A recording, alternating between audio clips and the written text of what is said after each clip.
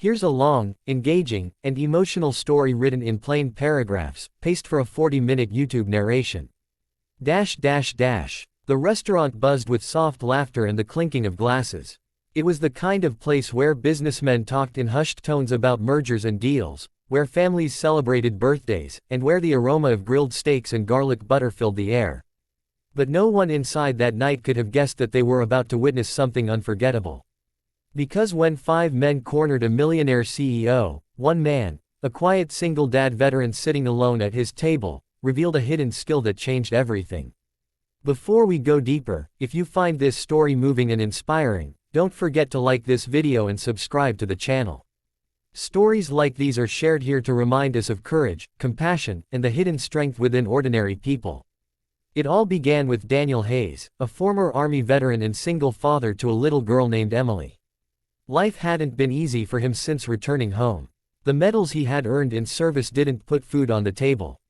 He worked long shifts at a mechanic shop, scraping enough to keep Emily in school and give her the childhood he never had.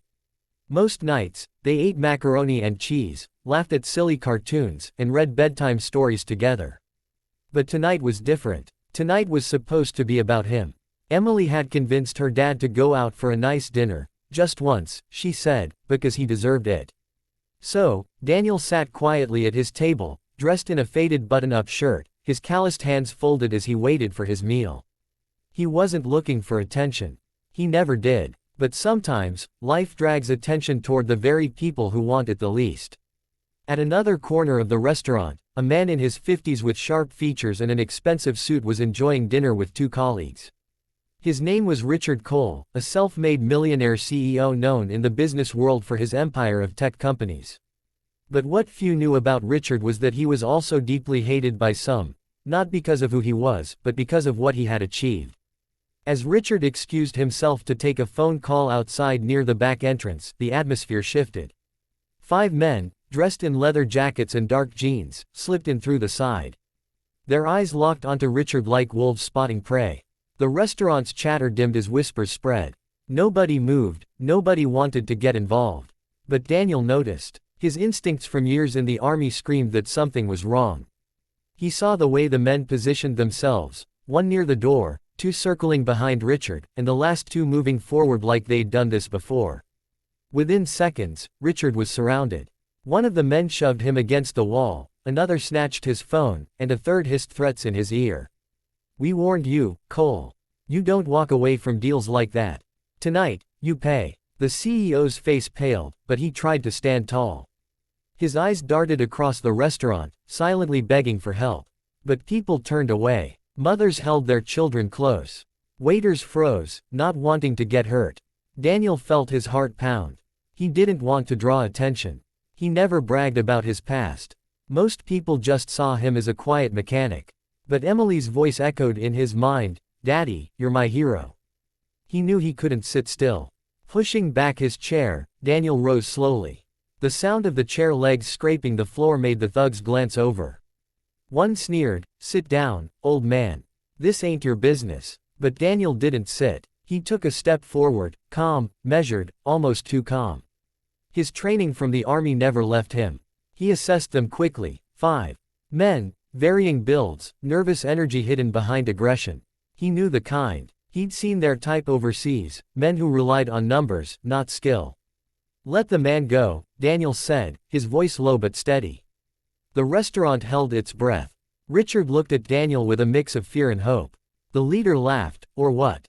You gonna stop us?" In that instant, everything changed. One man lunged first, swinging wildly. Daniel sidestepped, caught the man's arm, and twisted it behind his back with such precision that the man crumpled to the floor before anyone could blink. Gasps erupted. Another rushed him with a broken bottle. Daniel grabbed a chair, angled it, and deflected the strike, then kicked the man's legs out. His movements weren't flashy. They were controlled, efficient, almost surgical. Years of combat training in close quarters were etched into every action. The third came from behind, trying to choke him, but Daniel shifted his weight, elbowed him hard in the ribs, and sent him sprawling across a table. Glass shattered, plates clattered, but Daniel didn't flinch. By now, the restaurant was alive with shouts, people standing on chairs, recording with phones, and children clinging to parents.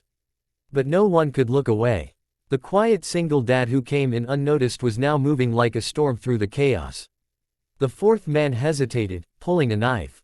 Daniel's eyes narrowed. His voice was calm, "You don't want to do that. Walk away." But the man charged. In one swift motion, Daniel disarmed him, the knife clattering harmlessly to the ground. With a single strike, he knocked him unconscious. The last man froze. His bravado melted into fear. He glanced at his fallen partners, then back at Daniel, who hadn't even broken a sweat. Without a word, he bolted out the side door, leaving his men groaning on the ground. The restaurant erupted in cheers. People clapped, some shouted, "Hero!" And others rushed to Richard, who was shaken but unharmed. Richard turned to Daniel, his eyes wide with gratitude. You saved my life. Who are you?" Daniel just shook his head. "Just a dad," he said quietly. The police arrived minutes later, cuffing the attackers. But the story didn't end there. Richard insisted on speaking to Daniel outside, away from the flashing lights. "You didn't have to step in," Richard said, his voice heavy with emotion. "But you did. And you didn't do it for money, for fame, or for recognition. You did it because it was right. That's rare." Daniel shrugged. "I just couldn't let my little girl see me walk away from someone who needed help." "What kind of example would that be?" Richard's eyes softened. "You said you're a single dad. What do you do?" Daniel hesitated, embarrassed. "I fix cars. Try to make ends meet." Richard nodded slowly. Then, with a firm hand on Daniel's shoulder, he said, "Not anymore. You're coming to work for me.